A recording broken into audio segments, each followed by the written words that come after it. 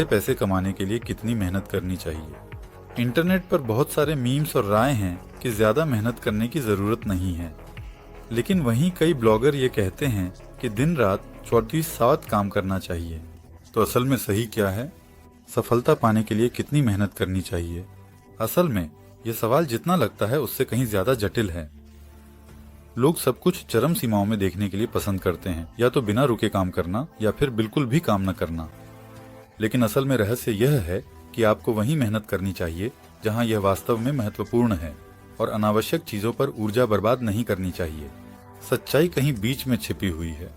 कई लोग इस सवाल को सरल बनाते हैं, इसे एक तरफा देखते हैं, या तो मेहनत करना या न करना।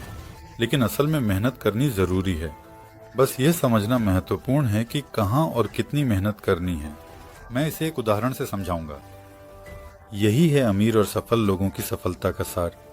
सफल और असफल लोगों के बीच का अंतर इस बात में नहीं है कि वे अलग अलग उपकरण, मार्केटिंग, बिक्री या कर्मचारियों को नियुक्त करते हैं। इन सब में उनके पास लगभग समानता है। लेकिन मुख्य अंतर यह है कि सफल लोग सबसे महत्वपूर्ण चीजों यानी मुख्य बिंदुओं पर ध्यान केंद्रित करते हैं। अब चलिए एक उपमा की कल्पना करते हैं। आप 40 मंजिला गगनचुंबी इमारत बना रहे हैं। अगर आप नींव में सबसे छोटी सी भी गलती करते हैं तो यह 40वीं मंजिल पर एक आपदा का कारण बन सकती है। शुरुआत में हुई गलती हमेशा अंत में गंभीर परिणामों की ओर ले जाती है।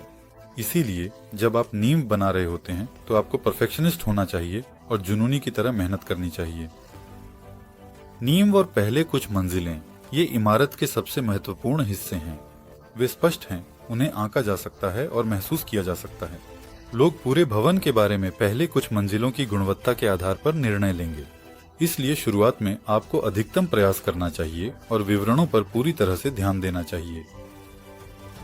जितना ऊंचा आप एक इमारत में जाते हैं उतना ही अधिक आप डेलीगेट कर सकते हैं। ऊंचाई पर यह उतना महत्वपूर्ण नहीं है कि वे किस सामग्री से बने हैं, क्योंकि वे दिखाई नहीं देते। बिल्कुल इसी तरह व्यापार में भी शुरुआती चरणों में आपको अपनी सारी ताकत मुख्य बिंदुओं में लगानी चाहिए, जैसे कि टीम बनाना, कंपनी का मिशन स्थापित करना और कॉरपोरेट संस्कृति को विकसित करना।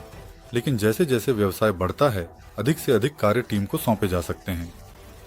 बाहर से ऐसा लग सकता है कि कंपनी के संस्थापक ने ज्यादा काम नहीं किया, लेकिन वास्तव में उन्होंने सबसे महत्वपूर्ण क्षणों में 100% मेहनत की जब इसकी आवश्यकता थी। इन्हीं महत्वपूर्ण बिंदुओं पर मेहनत करनी चाहिए। इस सवाल का जवाब देते हुए कि मेहनत करनी चाहिए या नहीं, आपको मुख्य बिंदुओं पर पूरी ताकत से काम करना चाहिए और बाकी सब कुछ डेलीगेट कर देना चाहिए। व्यवसाय के मालिक को ऐसे निर्णय लेने चाहिए जो 1, 2 या 5 साल में परिणाम लाएंगे, और ऑपरेशनल मैनेजमेंट को रोजमर्रा के कार्यों को हल करना चाहिए। कुछ लोग हमेशा और हर जगह काम करने के लिए प्रवृत्त होते हैं, लेकिन इसके कारण वे टीम के विकास में बाधा डालते हैं।